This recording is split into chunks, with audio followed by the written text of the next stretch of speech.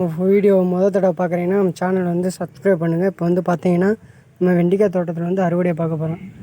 அறுவடை பண்ணதுலேருந்து 2 நாள் கழித்து 2வது அறுவடை பண்ணணும். இல்லைன்னா அந்த செடியில் இருக்க வெண்டைக்காய் அப்புறம் முத்திரும்.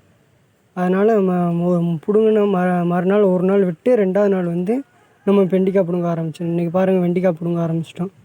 வந்து மழை பெய்யறனால நல்லா அடர்த்தியாக இருக்கிறனால வெண்டைக்காய் வந்து மறைவாக இருக்குது. அதனால் வந்து தெரியாது. அதனால் செடியை வந்து நல்லா விலக்கி விட்டு பார்த்து வந்து வெண்டைக்காய் பிடுங்கணும். வெண்டைக்காய் பிடுங்க விட்டோம்னா ஒரு நாள் விட்டு இன்னும் மறுநாள் பிடுங்க விட்டோம்னா அந்த வெண்டைக்காய் பூரா அப்படியே முத்திரும்.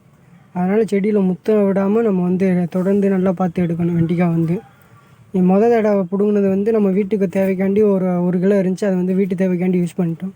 இன்றைக்கி எவ்வளோ வருதுன்னு பார்த்துட்டு இன்றைக்கி 2வது அறுவடை வந்து அம்மாட்ட வந்து விற்கிறதுக்கு தான் அமுச்சு விடணும்.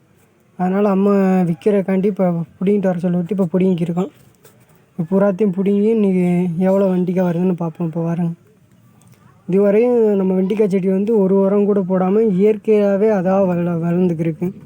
நடவுலேருந்து இப்போ வந்து நம்ம எந்த ஒரு செயற்கை உரமுமே போட கிடையாது.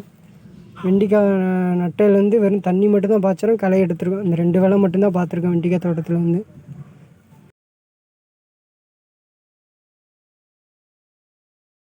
நாள் அறுவடையை விட இன்றைக்கி வந்து வாளி நம்ப நல்ல வெண்டைக்காய் விளைச்சல் இருக்குது.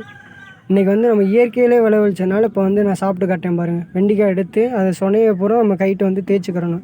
சொனையை பூரா தடையை எடுத்துகிட்டு நம்ம அப்படியே எடுத்து சாப்பிட்லாம். எந்த ஒரு இதுவுமே நம்ம கழுவ தேவையில்லை, எதுவுமே தேவையில்லை. எதனாலனா நம்ம இயற்கையிலே விளைவிச்சனால நமக்கு நல்லது. அதனால் முடிஞ்ச வரைக்கும் இயற்கை மூலமாக விளைவிக்க காய்கறியை பூரா விளைவிச்சு சாப்பிட்டோம்னா நம்ம உடல் நலத்துக்கு நல்லது. எதிர்ப்பு சக்தி வந்து கூடும் நமக்கு வந்து. உங்களால் முடிந்தால் விவசாயம் இயற்கை மூலயமா பண்ணி காய்கறி விளைவிச்சு சாப்பிட்டு பாருங்கள். இல்லைன்னா இயற்கை மூலம் விவசாயம் பண்ணுற விவசாயிகிட்டேருந்து வாங்கி பாருங்கள். இன்றைக்கி அம்மாட்ட போய் வெண்டைக்காய் கொட்டி காட்டியாச்சு. அம்மா வந்து வியாபாரத்துக்கு கொண்டு போனது வந்து 2 கிலோ வெண்டைக்காய் இருந்துச்சுட்டாங்க. 1 கிலோ 50 ரூபாய் 2 கிலோ 100 ரூபாய்க்கு விற்றுட்டு வந்தாங்க.